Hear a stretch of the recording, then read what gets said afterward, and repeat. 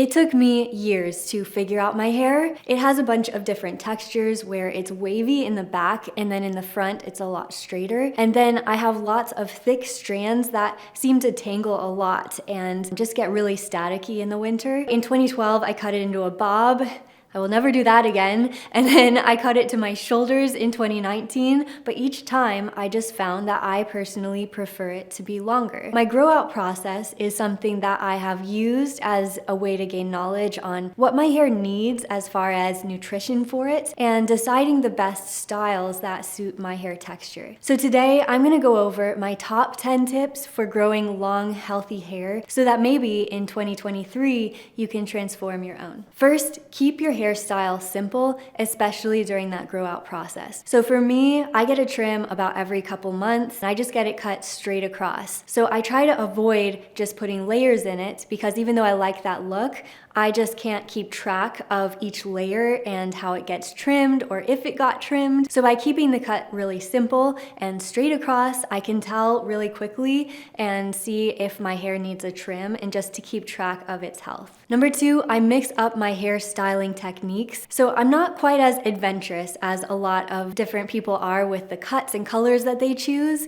but I like to switch between a sleek, straight look with my hairstyle and then something like this where I've got more of a natural wavy look. Something that wears really well if it gets a little bit rough and tumble, or if I just want something that I can wake up and not really have to style, this works really well. But other than that, I'm just going to the gym a lot, and so I like to experiment with different hairstyles there. I wear a lot of baseball caps, so I keep my everyday hair pretty simple. Next, I only wash my hair every 3 to 4 days. While I'm washing my body more often than that, like I take 2 showers a day because I'm going to the gym, and then I have a magnesium bath a lot of times to just soak my muscles. I throw my hair up when I'm in the shower all the time. What this is preventing for my hair is a lot of damage by constantly drying it and brushing it. Instead, I do a really great wash regimen, but on the days in between, I don't need to do all of that to my hair. So this was a tip that my stylist in Nashville told me to do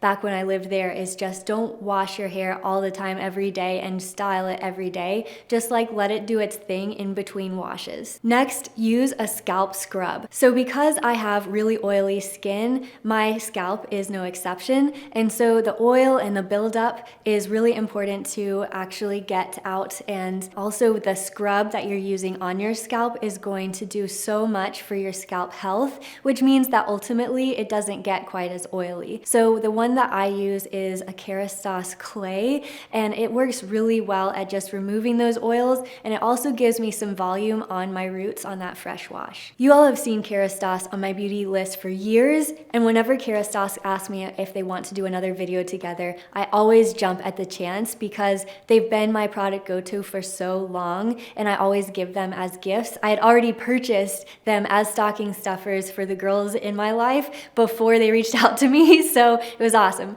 But not only that, they have an amazing scent. I recently saw a girl that I hadn't seen in 5 years, and when she hugged me, she said, "Oh, you smell nice." And instead of the natural, "Oh, thank you," I just blurted out, "Oh, thank God." Because the last thing that you want to do is hug someone you haven't seen in 5 years and not smell great. I hadn't tried perfume or anything that day. I just simply washed my hair. And so thank you to Kerastase for not only sponsoring this video, but making my friendship last a little longer. Next, I double cleanse and I double condition. I use 2 different shampoos depending on the look that I'm going for, and same for conditioners. So I go, 3 to 4 days between washes, so I don't mind if I want a really thorough wash on those days, but the difference is that I do just use a little bit of product each time. So instead of using double the product, slapping it on once, washing it out, I like to divide it in 2 little washes at the same time, and that just removes the buildup and then it really cleanses. So my next tip about conditioning is that I always use a detangling brush wash when I have conditioner in my hair. So a lot of people say don't just tug on your hair when it's wet, and that's totally true. So for me, just to move the product through my strands better, I always have tangle-free hair. If I have my conditioner in, I'm waiting for it to soak in, and I'm just pulling it through very gently, and that creates such a wonderful look. So don't skip on bringing a light brush with you into the shower and just getting all of those tangles out very gently there. Next, I always use a hair oil treatment in the morning and at night. So I've done this for the past 2 years, and I've seen a big difference in the nutrition of my hair. So I use an 8-hour Magic Night Serum from Kerastase at night, and then in the morning, I use the Elixir Ultime product that is their original hair oil. That seems to give it a lot more shine and definition and prevents it from being staticky. So this time of year, I definitely get the static and my hair sort of tangles from all of my coats and jackets. So without these products, I think I would be doomed to have long hair and it would just be very tangled. My next tip is that I section and I treat my hair when drying. So I think I have the best job in the world, but one of the fun parts about sharing content with you guys is all the helpful feedback that I get from professionals. And one professional stylist who commented on a past video about my hair told me that why it takes so long to dry my hair and why it still turned out damp and crimpled in the back is that I actually needed to dry it in sections and use an oil treatment. While this seems like it would be so much extra work and time than actually just like drying it and, you know, devil may care, like as long as I can just get out the door fast, that's fine. It's the opposite. It saves me so much more time